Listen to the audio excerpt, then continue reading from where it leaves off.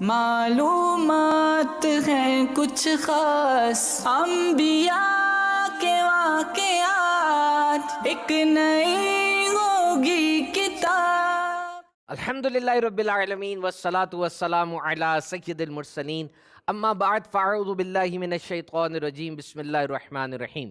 الصلاة والسلام علیک یا رسول اللہ وعلی آلک واصحابک یا حبیب اللہ۔ الصلاة والسلام علیک یا نبی اللہ وعلی آلک واصحابک یا نور اللہ۔ فرمان مصطفیٰ صلی اللہ تعالیٰ علیہ وسلم، تم اپنی مجلسوں کو مجھ پر درود پڑھ کے راستہ کرو کہ یہ بروز قیامت تمہارے لیے نور ہوگا۔ صلو علی الحبیب صلی اللہ تعالیٰ علی محمد۔ پروگرام دیکھ رہے ہیں آپ، معلومات ہے کچھ خاص۔ پہلا سیگمنٹ ہے سیگمنٹ ہے انبیاء کے واقعات۔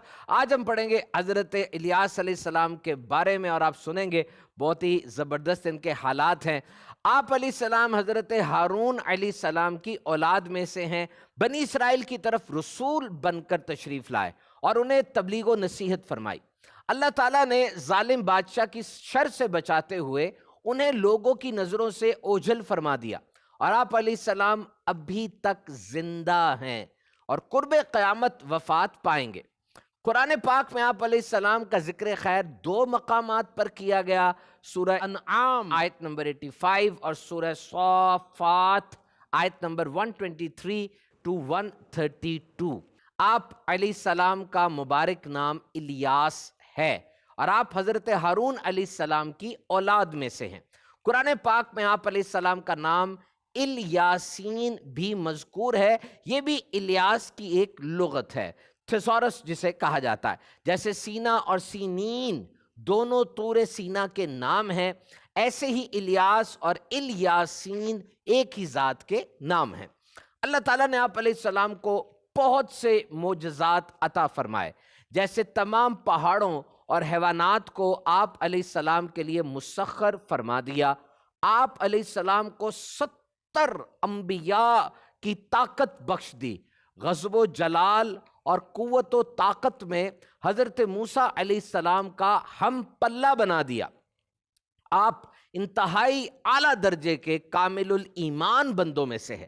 فرمان باری تعالیٰ ترجمہ، بے شک وہ ہمارے اعلیٰ درجے کے کامل ایمان والے بندوں میں سے ہے۔ آپ علیہ السلام پر اللہ تعالیٰ نے بہت سے انعامات فرمائے، جن میں سے 4 یہ ہیں۔ قرآن پاک میں آپ علیہ السلام کی رسالت کی گواہی دی گئی۔ ارشاد باری تعالیٰ ہے ترجمہ، اور بے شک الیاس ضرور رسولوں میں سے ہے۔ اللہ تعالیٰ نے بعد آنے والی امتوں میں آپ علیہ السلام کے ذکر خیر کو باقی رکھا۔ آپ علیہ السلام پر خصوصی سلام بھیجا، نیکی کرنے والوں اور اعلیٰ درجے کے کامل ایمان والے بندوں میں شمار فرمایا۔ فرمان الہی ہے ترجمہ، اور ہم نے بعد والوں میں اس کی تعریف باقی رکھی۔ الیاس پر سلام ہو، بے شک ہم نیکی کرنے والوں کو ایسا ہی صلہ دیتے ہیں، بے شک وہ ہمارے اعلیٰ درجے کے کامل ایمان والے بندوں میں سے ہے۔ حضرت حزقیل علیہ السلام کے وصال ظاہری کے بعد رفتہ رفتہ بنی اسرائیل عملی حالت میں ان کے خرابی آنے لگی، اور یہ اس حد تک بڑھی کہ انہوں نے اللہ تعالیٰ کی عبادت چھوڑ کر ایک بت کی پوجا شروع کر دی، جس کا نام بعل تھا۔ یہ بت سونے کا بنا ہوا تھا اور اس کی لمبائی 20 گز تھی۔ اس کے 4 منہ تھے، 400 خدمت گار اس بت کی خدمت کرتے تھے، جنہیں ساری قوم بیٹوں کی طرح مانتی۔ یہ لوگ چونکہ اس بعل نامی بت کی بہت تعظیم کرتے تھے، اور جس مقام پہ وہ بت تھا اس جگہ کا نام بک تھا، اس لیے اس علاقے کا نام ہی بعل بک مشہور ہو گیا۔ نیز ان دنوں بعل بک شہر پر بادشاہ کی حکومت تھی، اور یہ بادشاہ شیطان کا اعلی کار بن کر ساری قوم کو بت پرستی پر مجبور کیے ہوئے تھا۔ اس ماحول میں اللہ تعالیٰ نے حضرت الیاس علیہ السلام کو بعل بک والوں کی طرف رسول بنا کر بھیجا۔ تو آپ علیہ السلام نے انہیں نصیحت کرتے ہوئے فرمایا، کیا تم ڈرتے نہیں؟ کیا تم بعل بت کی پوجا کرتے ہو اور بہترین خالق کو چھوڑتے ہو؟ اللہ جو تمہارا رب اور تمہارے اگلے باپ دادا کا رب ہے۔ قوم نے حضرت الیاس علیہ السلام کی نصیحت قبول کرنے کے بجائے اللہ تعالیٰ کی وحدانیت اور آپ کی رسالت کو جھٹلایا۔ اس تکذیب پر قوم پر عذاب آیا یا نہیں آیا اس کے بارے میں تو اللہ تعالیٰ ہی بہتر جانتا ہے، البتہ قیامت کے دن اس قوم کے کفار ضرور عذاب الہی میں گرفتار ہوں گے، اور ان کے برعکس اللہ تعالیٰ کے وہ برگزیدہ بندے جو حضرت الیاس علیہ السلام پر ایمان لائے یہ عذاب سے نجات پائیں گے۔ قرآن پاک میں ہے ترجمہ، پھر انہوں نے اسے جھٹلایا تو وہ ضرور پیش کیے جائیں گے مگر اللہ کے چنے ہوئے بندے۔ حضرت الیاس علیہ السلام کی تبلیغ سے کچھ لوگ تو ایمان لے آئے، دیگر افراد اپنے کفر و سرکشی پر قائم رہے، جیسا کہ ابھی ہم نے بیان کیا۔ پھر گزرتے وقت کے ساتھ شہر کا بادشاہ آپ کا جانی دشمن بن گیا اور اس نے آپ علیہ السلام کو شہید کرنے کا ارادہ کر لیا۔ خطرہ محسوس ہونے پر آپ علیہ السلام نے خدا کے حکم سے شہر سے ہجرت فرمائی اور پہاڑوں کی چوٹیوں اور غاروں میں روپوش ہو گئے۔ 7 برس تک روپوشی کے عالم میں رہے اور اس دوران جنگلی گھاس، پھلوں، پھولوں پر زندگی بسر فرماتے رہے۔ بادشاہ نے آپ کی گرفتاری کے لیے بہت سے جاسوس مقرر کر دیے تھے، لیکن اللہ تعالیٰ کے فضل و کرم سے کوئی آپ تک نہ پہنچ سکا۔ آخر ایک دن آپ نے اللہ سے دعا مانگی، اے اللہ مجھے ان ظالموں سے نجات دے اور راحت عطا فرما۔ آپ علیہ السلام پر وحی آئی کہ تم فلاں دن فلاں جگہ پر جاؤ، وہاں جو سواری ملے بلا خوف اس پہ سوار ہو جاؤ۔ آپ وہاں پہنچے، سرخ رنگ کا گھوڑا کڑا تھا، آپ اس پہ سوار ہوئے، گھوڑا چل پڑا تو آپ کے چچا زاد بھائی حضرت یسع علیہ السلام نے آپ کو پکارا اور عرض کی اب میں کیا کروں؟ یہ سن کر حضرت الیاس علیہ السلام نے اپنا کمبل ان پر ڈال دیا۔ یہ بات کی نشانی تھی کہ میں نے تمہیں بنی اسرائیل کی ہدایت کے لیے خلیفہ بنا دیا۔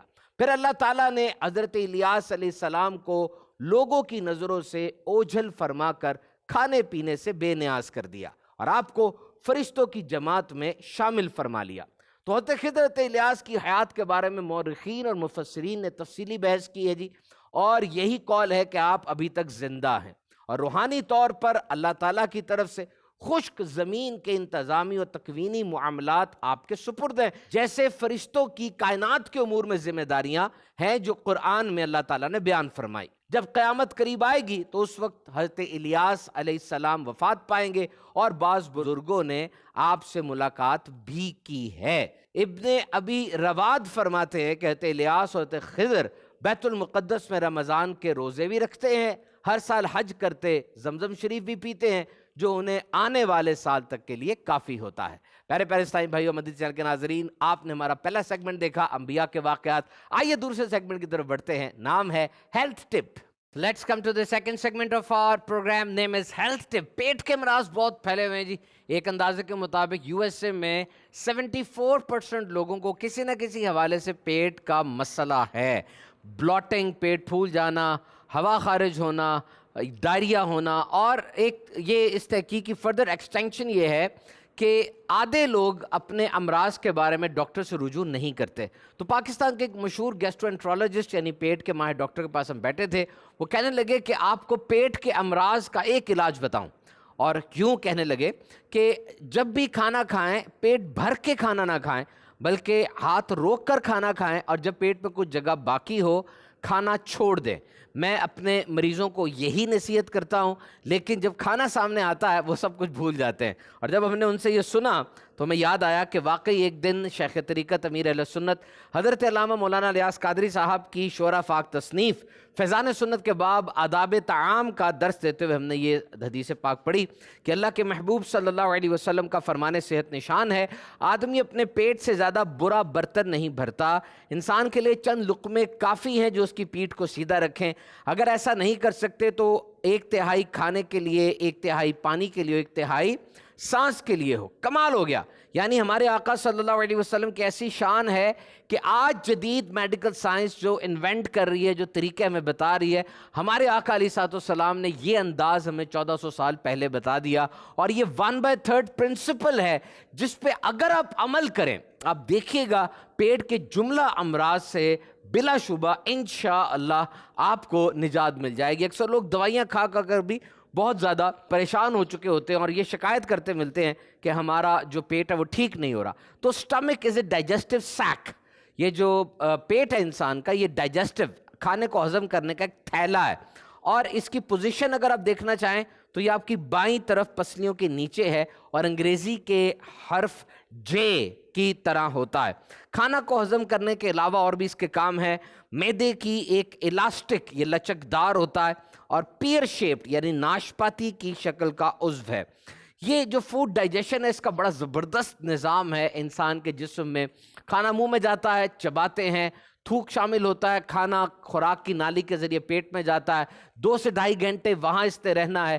مختلف قسم کے تیزاب اس میں ملتے ہیں جس کو انزائمز کہا جاتا ہے، پھر چھوٹی آنت کی طرف، بڑی آنت کی طرف، اور ایک عرصے کے بعد یہ پھر جسم سے نکل جاتا ہے۔ تو یہ ہمیں دیکھنا ہوگا کہ جب بھی کھانا ہم کھانے لگیں، آنکھ سے ہم دیکھتے ہیں اس کا رنگ کیا ہے، ہاتھ سے ہم چھوتے ہیں وہ سخت ہے یا نرم ہے، ناک سے بھی سونگھ لیتے ہیں اس کے اندر ایسی کوئی بدبو تو نہیں آ رہی، لیکن وہ کھانا حلال ہے یا حرام ہے یہ ہم شرعی تقاضوں کے مطابق ضرور دیکھیں گے۔ اسی طرح دانتوں کے اندر یہ کھانا چلتا ہے۔ تو بہرحال یہ یاد رکھیے کہ کھانا ہمیشہ چبا کر کھائیں، ورنہ پیٹ کا کام بڑھ جائے گا اور اس کو دانتوں کا کام بھی کرنا پڑے گا۔ اور اس سٹمک کے اندر بہت سے ایسڈز ہوتے ہیں، تیزاب ہوتے ہیں، گیسٹرک جوس وغیرہ۔ تو اگر پیٹ میں تیزاب ہے تو اس تیزاب سے پیٹ کو نقصان کیوں نہیں پہنچتا؟ اس کی وجہ یہ ہے کہ پیٹ کی اندرونی طرف ایک لیئر ہے، ایک جھلی ہے، ایک کورنگ ہے اللہ تعالیٰ کی طرف سے جو پیٹ کو نقصان نہیں پہنچتے دیتی۔ آپ نے اکثر دیکھا ہوگا پیٹ جلن پیدا ہوتی ہے پیٹ میں، اور جلن ہوتی ہے یہ اس وقت ہوتا ہے جب وہ لیئر کمپرومائز ہو رہی ہو، تو اس وقت پیدل چلیں اور کھانے میں اور سونے کے درمیان وقفہ رکھیں، اور اگر یہ جلن بڑھ رہی ہے تو پھر ضرور بالضرور ڈاکٹر سے رجوع کریں۔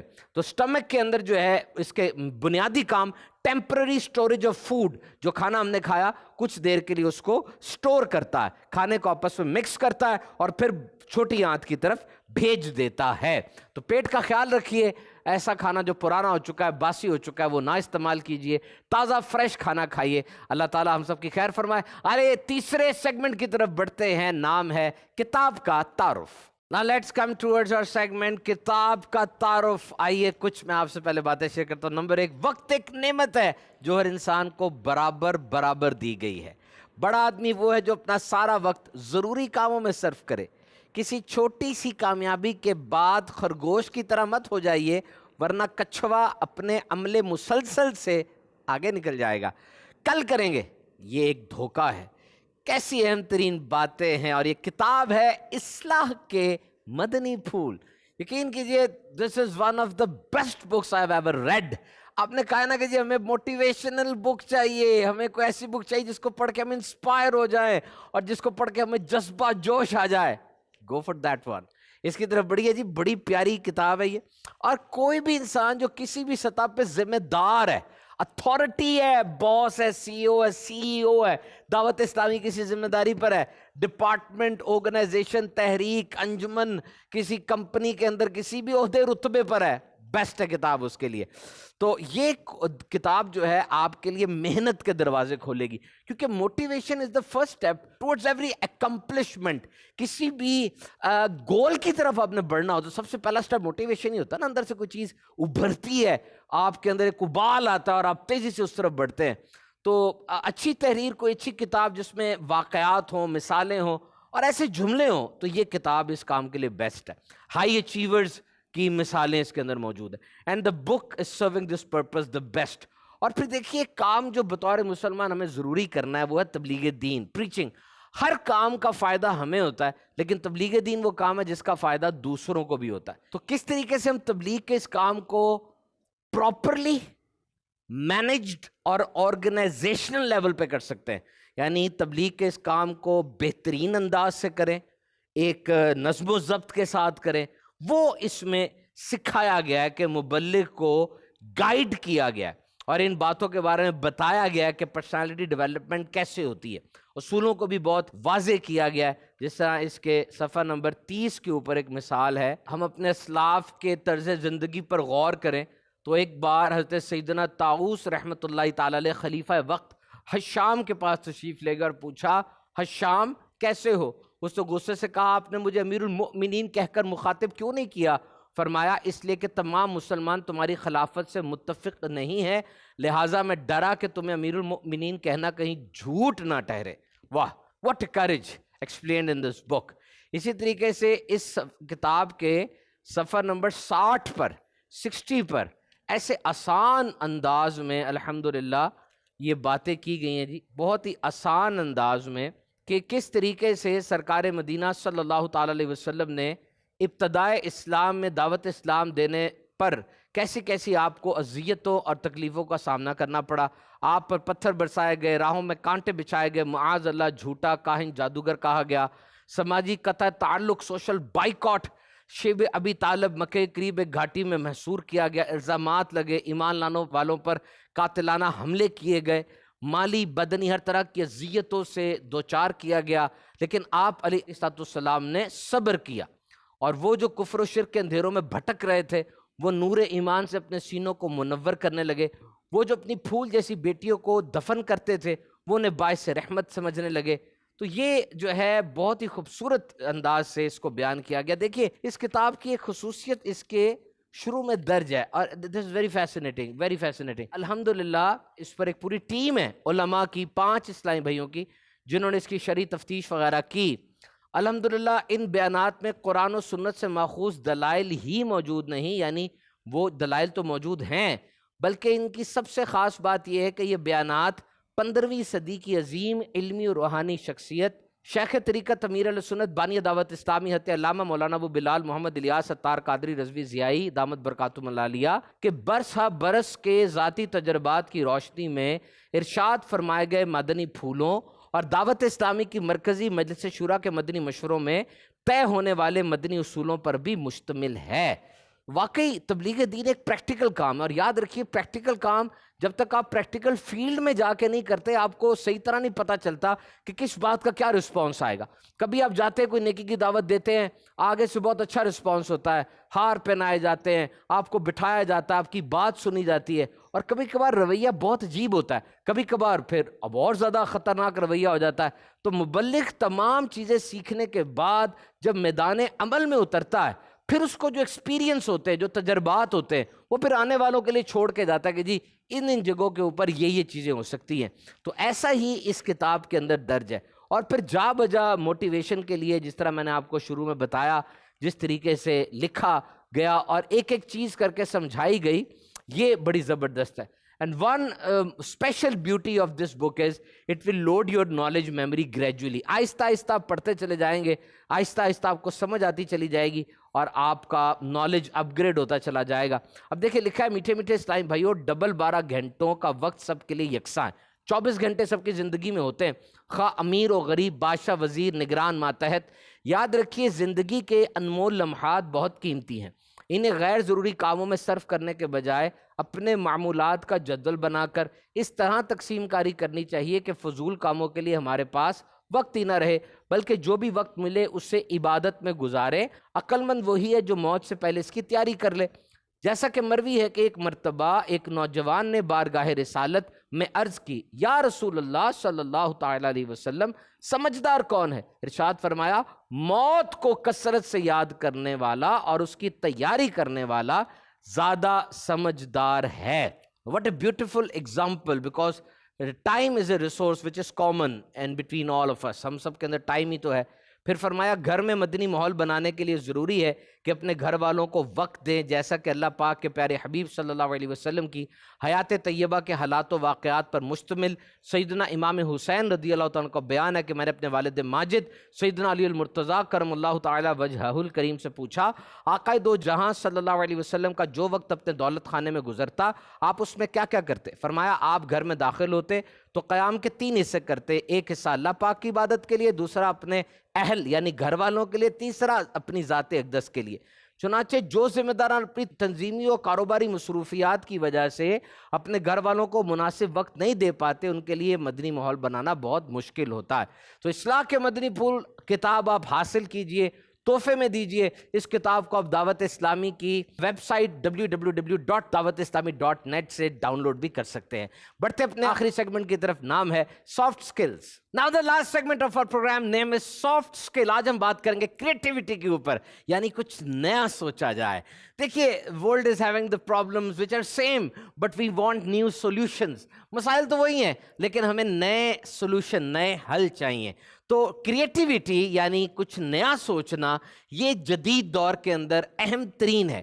اس کے بارے میں کہا جاتا ہے کہ تھنک ڈیپر, یعنی گہرائی میں جا کے سوچیں اپنی ذات کے بارے میں, اس مسئلے کے بارے میں. آپ کاروباری آدمی ہیں, آپ پروڈکٹس بناتے ہیں, سروسز آپ سیل کرتے ہیں, تو یہاں پر آپ کو کچھ نیا سوچنا ہوگا تاکہ کمپیٹیٹر کے اوپر آپ کا ایج آ جائے اور آپ مارکیٹ میں نمایاں ہو جائیں. آپ کی پروڈکٹ نہیں ہو تو تھنک ڈیپر, گہرا سوچیں, اینڈ دین تھنک وائڈر, اور سب کے بارے میں سوچیں. ادر پیپل, مختلف قسم کے افراد کے بارے میں. دنیا میں اتنے کلچرز ہیں, اتنی نیشنلٹیز ہیں, اتنے خطے, اتنی جغرافی ہے, سب لوگوں کا کلچر الگ ہے, سوچنے سمجھنے کا ٹیسٹ, ذائقہ سب کچھ الگ ہے. تو جب آپ وائڈر سوچیں گے, سب کے بارے میں سوچ کے کریٹیوٹی کریں گے تو زیادہ پروڈکٹیو ہوگی. Think longer about the future, یعنی آگے کے بارے میں سوچیں. آپ نے کل کے بارے میں سوچا, پرسوں کے بارے میں سوچا, سال بعد کی پلاننگ بنائیں, 10 سال بعد کی پلاننگ بنائیں.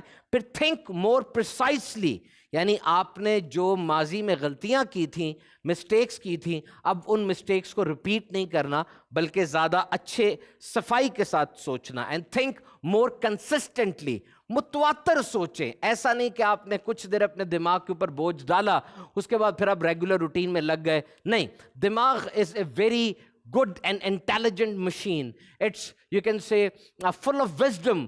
دماغ سے کبھی بھی کوئی نیا آئیڈیا, نیا ویو, کوئی نئی چیز آ سکتی ہے. تو وہ لوگ جو لکھتے رہتے ہیں اپنے دماغ میں آنے والی نئی نئی سوچوں کو, وقت آنے پر وہ سوچیں ان کو بہت زیادہ فائدہ پہنچاتی ہیں. تو اگر آپ کو واقعی ایسے لگتا ہے کہ نئی چیز سے آپ کو مزہ آتا ہے, کوئی نئی بات آپ کو پتہ چل جائے, کسی نئے پیشے کے بارے میں, کسی ایسے بندے سے آپ کی ملاقات ہو جو نئے نئے آئیڈیاز آپ کو دیتا ہے, اس میں آپ کو لطف محسوس ہو, تو سمجھ لیجئے کہ یو آر کریٹو مائنڈ. اگر آپ نہیں بھی ہیں تو پریکٹس کے ساتھ آپ بن سکتے ہیں.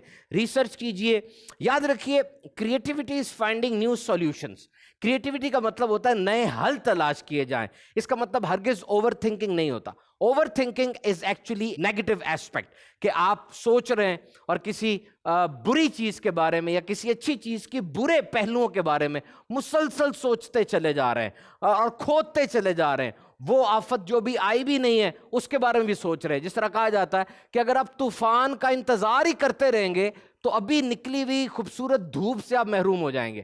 تو ابھی آپ جو زندہ ہیں, جو آپ کو دھوپ نظر آ رہی ہے, جو انجوائز ہیں, ان کو تو آپ دیکھیں. طوفان جب آئے گا اس وقت آئے گا, اور جب طوفان آ جائے تو طوفان کو آپ روک نہیں سکتے, اپنی کشتی کو مضبوط کر سکتے ہیں. تو اپنے آپ کو مضبوط کر کے رکھیں, آتا ہوا طوفان خود ہی ٹیکل ہو جائے گا. تو سب سے زیادہ جو کریٹیو لوگ ہوتے ہیں وہ بچے ہوتے ہیں, اور بچوں کی کریٹیوٹی کو عام طور پہ بڑے ڈانٹ کر, حوصلہ شکنی کر کے دبا دیتے ہیں. بچوں کی کریٹیوٹی کو کبھی بھی نہ دبائیں. کہا جاتا ہے کہ بہترین سائنسدان وہ ہے جو اپنے اندر کے بچے کو کبھی مرنے نہیں دیتا. مطلب بچے کیوریس ہوتے ہیں, نئی نئی چیزوں کے بارے میں نئے نئے تجربات کر رہے ہوتے ہیں, ڈرتے نہیں ہیں. Every time they are doing new experiments. So negative perspective آپ کو دیکھنا پڑے گا ہر چیز کا, کہ اس میں منفی پہلو کیا کیا ہیں. اوور آل سولوشن آپ کو دیکھنا پڑے گا, الٹرنیٹ آئیڈیاز آپ کو دیکھنے پڑیں گے کہ کون کون سا آئیڈیا ایسا کہ اگر ایک آئیڈیا نہیں چلتا تو میں دوسرے پر چلا جاؤں, اور اس کے حقائق دیکھنے پڑیں گے. اور پھر جو آپ چیلنج کو پک کریں گے, اس چیلنج کو پک کرتے ساتھ ہی آپ کا دماغ یقیناً کسی اور ڈگر پہ چل پڑے گا اور اس چیلنج کے حل کو ڈھونڈنا شروع کر دے گا.